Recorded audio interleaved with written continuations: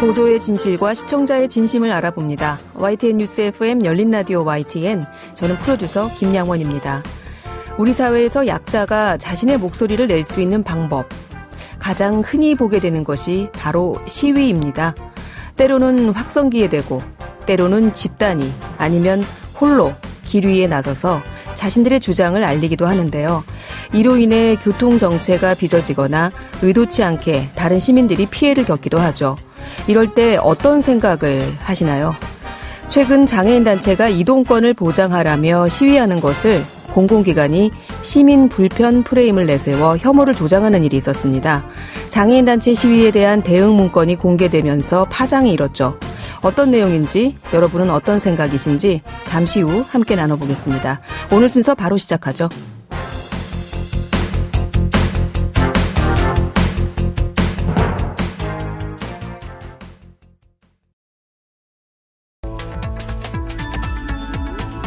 미디어가 전하는 이슈에 대한 다양한 분석과 팩트체크까지 바로 보고 뒤집어 보고 꼭꼭 씹어보기 위한 미디어 비평 프로그램 열린 라디오 YTN. 한 주간 뉴스를 꼭꼭 씹어보는 시간 미디어 비평입니다. 오늘은 김원경 문쿨미디어 인권연구소장 전화 연결돼 있습니다. 소장님 안녕하세요. 네, 안녕하세요. 네.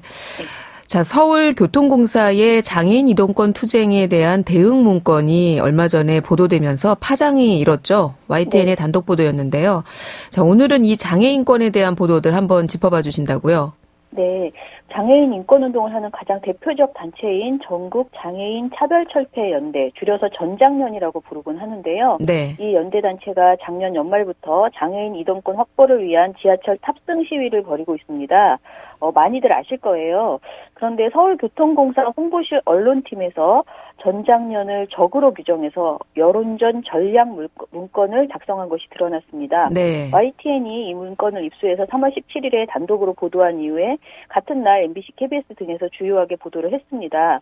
문건에는 장애인이 사회적 약자라는 인식을 무너뜨리기 어려우니 시위 과정에서 발생하는 실수를 찾아내어 언론에 알려야 한다는 등 장애인 이동권 시위에 대한 부정적 여론을 조성하기 위한 방안을 찾는 내용이 들어있었습니다. 네, 이 보도를 접하고 네. 시대가 어떤 시대인데 아직도 이런 일이 있나 이런 생각이 들었는데 네.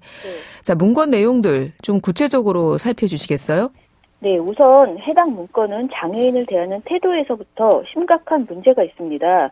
문건은 사회적 약자와의 여론전 맞서기라고 표현하고 있고요. 장애인 단체를 투쟁을 위해 모인 집단이라고 표현하면서 싸워 이겨야 할 적으로 규정한 듯하게 보입니다. 네. 또한 여론전 승부는 디테일이 가른다면서 우리 실점은 최소화, 상대 실점은 모니터링하여 확인이 필요하다고 분석하고 있어요. 그 예로 공사가 잡아낸 장애인 단체 측의 실수라는 것은 장애인 단체가 휠체어 바퀴를 열차와 승강장 틈 사이에 끼워 넣은 일이라고 이렇게 그쪽의 실수라고 지적을 합니다. 네. 공사는 실제로 이 사진을 언론사 기자에게 배포를 했습니다. 또한 장애인 전문 매체와 진보 언론에 대한 대응 방안도 제시하고 있는데요. 약자는 선하다는 기조의 기성 언론과 장애인 전용 언론 조합과 싸워야 한다. 언더 도그마가 사회 보편 흐름으로 자리 잡은 이상 언론은 이를 따라가는 경향이 있다.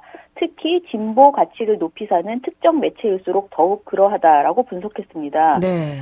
그러면서 예시로 든 것이 2월 16일자 경향신문 기사 장애인의 권리 찾기 행동 불편하다고 때리지 말자라는 것과요. 2월 15일자 한겨레 기사 지하철 시위 장애인 단체의 사이버 공격 혐오를 멈추십시오라는 기사, 그리고 작년 12월에 민원연에서 모니터 보고서를 냈는데 이것을 오마이뉴스에서 게재했었거든요. 이것도 사례로 제시를 했습니다. 네. 특히 장애인과 가난한 사람들에 대한 이슈에 집중해왔던 비마이너라는 언론사에 대해서 굉장히 집중적으로 언급을 했는데요. 전장년 대표가 창립 멤버로 포함되어 있다. 완전 당 기관지, 장애인 전용 언론, 마이너한 매체이나 여론적 용도로 충분이라고 기술을 했습니다. 네. 이에 대해서 언론개혁시민연대는 3월 18일에 발표한 성명에서요. 이런 행태를 장애인을 비롯한 사회적 소수자들의 인권 향상을 위해 노력해온 언론사와 기사에 대한 모독이다라고 비판했습니다. 또한 비마이너 하민지 기자는요, 기자회견에서 이렇게 말했는데요. 사회적 소수자의 절박한 외침을 성실히 보도하는 것은 언론인의 의무이자 책임이기에 그 책임을 다했을 뿐인데 공사 측 입장에 유리한 보도를 하지 않는다고 이렇게 명예를 훼손한 현실에 분노를 감출 수 없다라고 성토했습니다. 네, 장애인 단체뿐만 아니라 이를 보도하는 언론도 한꺼번에 묶어서 그야말로 매도를 한 것이다. 좀 이런 생각이 드는데 이 장애인권에 대한 보도를 여론전으로 규정을 했어요. 네, 이런 문건을 낸 서울교통공사 측의 입장이 혹시 나왔나요? 네, 서울교통공사는요, 개인의 일탈이고 공식 입장이 아니다라고 해명을 했는데요. 논란이 커지자 직원의 미숙함은 곧 공사의 미숙함이다라면서 공식 사과문을 냈습니다. 네. 그리고 해당 직원을 업무에서 배제했다고 합니다. 그러나 더 큰 문제는 이런 대응 전략에 따라 나온 이른바 장애인 단체를 저격하는 여론을 조성하기 위한 보도자료를 많은 언론들이 그대로 보도했다는 것입니다. 네, 이게 사실 저희가 80년대, 90년대도 아니고 2000년대에 들어오면서 사실 장애인권에 대한 어느 정도의 그 인권 보장은 우리가 됐다라고 저희가 착각한 것인지는 모르겠는데 사실 많이 언론에서 언급되지는 않아 왔었어요. 그런데 이번 이제 사태를 통해서 이 장애인권에 대해서 다시 한번 돌아보게 된 그런 계기가 된 것 같은데 지금 말씀하신 거 들어보면 서울교통공사가 자기네 그 출입기자단이 있는 언론사를 마치 기관지처럼 자사 홍보에만 좀 이용한 것이 아닌가 이런 생각도 드는데 그런 근거들이 혹시 있습니까?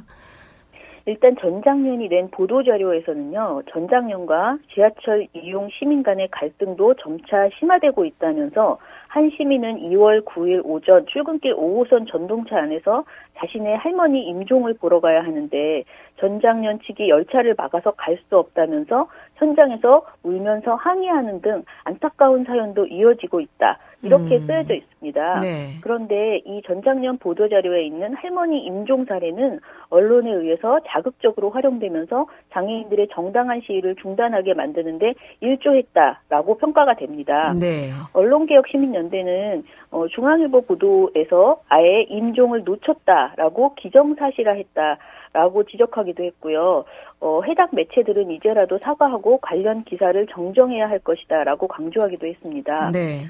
저도 확인해 보니까 조선일보는 서울교통공사 할머니 임종 못 가 운 승객도 장애인 단체 시위 중단 요청이란 제목, 중앙일보는 승객이 할머니 임종 놓쳤다, 교통공사 장애인 시위 중단 요청, 동아일보도요 할머니 임종 지켜야 장애인 단체 출근길 시위에 공사 자제 요청, 서울경제는 임종 지키러 가야 하는데 절규에 장애인 단체 버스 타라. 그리고 머니투데이는 임종 가야 해요. 커지는 불만 장애인 단체. 지하철 시위 멈춘다 등으로 2월 22일에서 23일 사이 관련 내용이 11건이나 보도되었습니다. 그리고 공사 문건에서는 이를 대응 잘한 사례로 소개해 놓기도 했습니다. 그야말로 할머니 임종 사례를 통해서 이 장애인단체 시위가 얼마나 시민들에게 불편을 끼치고 있는가 이런 부분들을 부각시켜서 쓴 기사를 교통공사가 대응을 잘한 사례로 소개를 한 거군요. 이 장애인단체 시위에서 빚어진 에피소드인데 사실 이 할머니 임종 사례는 사실 안타까운 일이죠. 그런데 좀 이런 작은 에피소드를 부풀려서 보도한 것이 아닌가라는 생각이 좀 드는데 이런 좀 자잘한 에피소드 말고요. 정작 이 문건 폭로에 대한 보도는 충분히 됐던가요? 3월 17일부터 21일까지 한국언론재단이 운영하는 뉴스 사이트 비카인지에서 검색을 해봤습니다. 서울교통공사 문건이 얼마나 많이 보도되었는가 찾아보니까 고작 37건에 불과했습니다. 네. 머니투데이, 매일경제, 문화일보, 국민일보, 한국경제, 헤럴드경제 등은 보도하지 않았고요. 조선일보와 중앙일보가 한두 건 보도를 했는데요. 사실 그 보도 내용도 아쉬움이 있습니다. 예를 들면 중앙일보는 3월 18일에 이글 중심, 교통공사 장애인 시위 문건 논란, 장애인 공감 필요, 시민 권리 침해라는 제목으로 보도를 했는데요. 네. 이 보도는 댓글 대결을 중계하는 듯한 느낌이 듭니다. 제가 한번 그대로 읽어보겠습니다. 네. 반면 공사 문건이 틀리지 않았다는 이들도 있습니다. 맞는 말이지. 언제까지 장애인 단체 칭얼거림, 익스큐즈 해주면서 애꿎은 시민들이 불편 감내해야 하나? 싸우고 처벌해야 할 대상이지. 불법 시위는 엄단해라. 싸워야 하는 게 맞죠. 당해보지 않으신 분, 장애인 단체 불쌍하고 연민들죠. 이 시위는 지하철 상대로 하는 시위도 아니고 시민들 가장 불편한 시간을 인질로 삼아 정부에게 전체 예산을 늘리라는 시위입니다. 엄연히 시민들 발 묶어서 인질극하는 행위고 아직도 20년 전 얘기하면서 시위합니다. 이것은 공사의 행태를 지적한다라는 그런 의미보다는 사실상 그 장애인에 대한 혐오성 댓글 네. 아닌가라는 생각이 들고요. 이런 내용을 그대로 기사화하는 것이 적절한가, 정말 차라리 보도하지 않는 것이 낫지 않았나 이런 생각도 들었습니다. 장애인 단체들이 시민들을 인질로 삼았다. 네. 그렇군요. 자, 언론 단체들은 어떤 입장인가요? 언론개혁시민연대는 18일 성명에서 이번 사건에서도 언론 매체들의 단순 받아쓰기 관행은 여실히 드러났다면서 집회 시위를 보도할 때에는 행위자들의 목소리에 귀를 기울여야 한다는 기본적인 원칙마저 무너졌다라고 비판했습니다. 네. 시민 불편 프레임에 대해서도 이 같은 프레임 짜기는 실질적인 책임자를 가린다는 점에서 위험하다고 경고해왔음에도 달라지지 않는다. 언론은 그 결과를 책임질 수 있는가? 언제까지 이 같은 행태를 봐야 하는지 개탄스럽다라고 지적했습니다. 전국 언론 노동조합도요 18일 논평을 통해서 공사의 문건을 언론 공작 시도라고 규정했습니다. 전국언론노조는 보편적 이동권 요구를 짓밟는 서울교통공사의 언론 공작 시도를 규탄한다면서 서울교통공사 언론팀의 사회적 약자와의 여론전 맞서기 문서는 공공교통체계가 갖는 구조적 문제를 은폐하기 위해서 언론을 갈라치기와 공작의 대상으로 삼겠다는 저열한 인식을 여과 없이 드러내고 있다라고 비판했습니다. 네, 장애인들의 정당한 보행권 보장 시위가 시민 불편 프레임이나 언론 공작의 대상으로 이렇게 보도되고 있는 이런 상황인데 참 씁쓸합니다. 네. 자, 근데 뭐 좋은 보도도 있죠. 있어야 할 텐데요. 예, 좋은 보도 그래도 있었는데요. 네. 제가 이거 하나를 꼭 말씀드리고 싶어서 골랐습니다. 경향신문에서 게재한 고병건 칼럼을 소개해드리고 싶은데요. 제목부터 가슴을 울립니다. 죄 없는 시민은 죄가 없는가라는 제목입니다. 이 칼럼은 이번 논란의 핵심을 짧고 명료하게 정리했습니다. 칼럼에서는 평소 출근 시간에 버스나 지하철을 타기만 하더라도 만장일치로 유죄를 선고하는 시선, 한마디로 기어 나오는 것만으로도 유죄인 그 시간에 장애인들이 시위까지 하게 된 이 상황을 설명합니다. 이번 일을 장애 시민과 비장애 시민의 불행 배틀로 보지 말아야 한다. 문제는 장애인 이동권 제약을 해결하지 않는 정부에 있다는 지적에 공감한다. 그렇지만 선량한 시민들이 쏟아내는 참혹한 욕설들을 듣고 있노라면 내 안에서 오래된 질문 하나가 뛰쳐나오는 걸 막을 수가 없다. 죄 없는 시민은 죄가 없는가? 선량한 시민은 정가 27범의 장애인 앞에서 저렇게 당당해도 좋은가? 과연 장애인들이 죄 없는 시민의 발목을 잡았는가? 오히려 시민들이야말로 장애인들의 발목을 잡아온 건 아닌가? 우리 모두가 꼭 가슴으로 읽어보셨으면 좋겠다. 그리고 정말 뜨끔하셨으면 좋겠다. 그런 칼럼이었습니다. 네. 기어 나오는 것만으로도 유죄다. 이 대목이 저는 좀 울림이 있는데요. 이게 뭐 장애인뿐만 아니라 사실 저희가 이런 출퇴근 시간 아주 혼잡한 시간에 장애인뿐 아니라 노인, 자리를 차지하는 노인, 네. 어쩌면은 뭐 임산부, 네. 결국에는 그 모든 사회적 약자를 죄인 취급하지는 않았었나. 네. 예, 좀 한번 생각해 볼 수 있는 그런 보도였던 것 같습니다. 네. 네, 오늘 말씀 잘 들었습니다. 고맙습니다. 감사합니다. 네, 지금까지 김원경 뭉클미디어 인권연구소장이었습니다. 진실을 전합니다.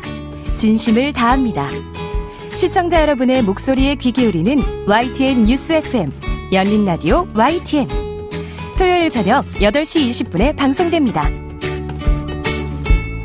네, 이번에는 YTN 라디오 프로그램들을 모니터링하고 평가해 보겠습니다. 오늘은 박채린 시청자평가원 전화 연결돼 있습니다. 평가원님 안녕하세요. 네, 안녕하세요. 네, 자 이번 주에 어떤 프로그램 모니터링 하셨습니까? 네, 이번 주에는 매주 평일 오후 1시부터 2시까지 방송하는 김혜민의 이슈 앤 피플을 들었습니다. 3월 7일부터 3월 18일까지 총 2주간 이 방송을 들었습니다. 네, 김혜민의 이슈 앤 피플. 어떤 내용부터 짚어볼까요? 네, 픽보이스, 퀵보이스 코너가 확인되지 않은 주장에 힘을 실어줄 우려가 있다는 점을 지적하고 싶습니다. 이 코너의 기획 의도는 매일 YTN 라디오에서 흘러나오는 목소리 중 여러분이 기억해야 할 목소리를 픽해서 퀵으로 싸드리겠다인데요. 그만큼 귀 기울여 들을 필요가 있는 주장을 엄선해서 알려드리겠다는 것입니다. 그런데 지난 2주간 들었을 때 근거 없이 일방적 주장을 하는 정치인의 발언, 사실 확인이 되지 않는 발언에 또 한 번 마이크를 쥐어주는 역할을 하는 듯한 경우가 종종 있어서 이게 정말 기억해야 할 목소리인지 엄선한 것인지 하는 아쉬움이 남을 때가 있었습니다. 네. 지난 3월 7일 픽보이스 퀵보이스에서는 같은 날 황보선의 출발 새아침에 출연한 당시 원희룡 국민의힘 선대본부 정책본부장의 발언을 전했습니다. 그 내용은 탐사보도 전문 매체 뉴스타파의 3월 6일 보도에 관한 것으로 대장동 사업자인 화천대유 대주주 김만배 씨가 부산저축은행 대출 사건과 관련해 윤석열 당시 대검 중수부 검사 박영수 변호사를 통해 사건을 해결했다고 한 녹취록에 대한 원 본부장의 주장이었는데요. 원 본부장은 김만배 씨와 대화를 주고받은 신모 기자가 대선배인데 자기보다 아랫사람과 말하는 것 같다. 따집기 같다. 그리고 수작감이다. 인터넷 커뮤니티에선 추천수 조작한 프로그램이 돌아간 것도 보였다 등의 발언을 했습니다. 네. 당시 원희룡 본부장은 국민의 입장을 대변하는 사람 중 한 명이니 그 주장을 들어볼 필요는 있습니다. 그럼에도 특정 발언을 굳이 골라서 다시 들려주는 코너라면 최대한 그 주장이 맞는지 한 번 더 확인을 해봐야 합니다. 저는 이날 방송을 듣고 김만배 씨 녹취록을 다시 한번 들어봤는데요. 두 사람이 선후배 사이인데 말을 너무 편하게 해서 짜집기 같다는 게 원전 본부장의 주장입니다. 그런데 해당 녹취록을 들어보면 그 주장과는 달리 선후배 사이에서 할 수 없는 방식으로 대화한 것은 아니라는 점을 어렵지 않게 확인할 수 있었습니다. 또 이슈앤피플이 전한 원희룡 본부장의 발언 중에는 추천수 조작한 프로그램이 돌아간 걸로 보였다는 내용도 있었는데요. 확인을 해보니 뉴스타파의 홈페이지에는 추천수가 나오지 않고요. 또 뉴스타파의 유튜브 영상에 좋아요를 말한 것인지에서 살펴봤는데 하지만 이날 코너에서 들려준 원전 본부장의 발언만을 들었을 때는 그 배경이나 맥락을 알 수가 없어서 추가 설명이 필요해 보였습니다. 네. 정치인의 발언을 그대로 전하기만 할 뿐 그 내용의 진위 여부엔 관심을 두지 않는 이유의 보도 행태를 두고 따옴표 저널리즘이라고 부르는데요. 픽보이스, 퀵보이스가 이런 따옴표 저널리즘의 문제점을 고스란히 담고 있는 듯해서 발언을 선정할 때 유의해야 할 것 같다고 생각했습니다. 네, 해당 코너는 당일 저희 YTN 라디오에서 방송된 주요 시사 인터뷰 중에서 화제가 됐던 인터뷰를 추려서 다시 한번 들어보는 코너인데요. 일방적이고 확인되지 않은 주장에 강조점만 보일 뿐 팩트체크는 부족하지 않았나 하는 지적이신 것 같습니다. 다른 코너는 어떻게 들으셨습니까? 네, 이 프로그램에서 높게 평가하고 싶은 부분도 있습니다. 매주 금요일에 방송하는 꼭지점이라는 코너인데요. 지금 꼭 필요하지만 다뤄지지 않고 있는 점을 짚어보겠다는 게 코너의 취지입니다. 최근 2주 동안에는 대선에서 다뤄야 하는데 다루지 않은 것에 대해서 이야기했는데요. 주제 선정이 취지에 맞을 뿐 아니라 내용도 유익했습니다. 3월 11일 금요일엔 5060 여성 노동을 소재로 기사를 쓴 기자와 함께 여성의 노동에 대해서 이야기했습니다. 코로나19 확산으로 그 중요성이 더욱 커진 필수 노동자들 대부분이 60대 여성인데 임금도 낮고 산재 적응도 받지 못한다는 내용 등이었는데요. 대선에선 젠더 이슈가 이대남, 이대녀처럼 갈등만 부각돼서 여성의 노동, 특히 5060 여성의 노동은 사실 관심을 전혀 받지 못했습니다. 그런 부분을 끄집어냈다는 점에서 주제 선정을 잘했다고 평가하고 싶고요. 또 많은 사람들에게 호평받은 기사를 기자와 인터뷰 방식으로 쉽게 잘 전달해줘서 재미도 있었습니다. 네. 3월 18일 금요일에는 차기 정부의 교육 정책을 두고 전문가와 인터뷰를 진행했는데요. 이번 대선만큼 교육 문제가 논의되지 않은 선거가 없었다는 지적과 함께 대통령 인수위의 교육 관련 분과의 인수위원 구성의 문제, 차기 정부가 중점적으로 살펴봐야 할 교육 문제 등을 고루 짚었습니다. 네, 오늘은 이슈앤피플에 대한 시청자 평가원의 의견 들어봤습니다. 오늘 말씀 고맙습니다. 네, 감사합니다. 네, 지금까지 박채린 시청자 평가원이었습니다.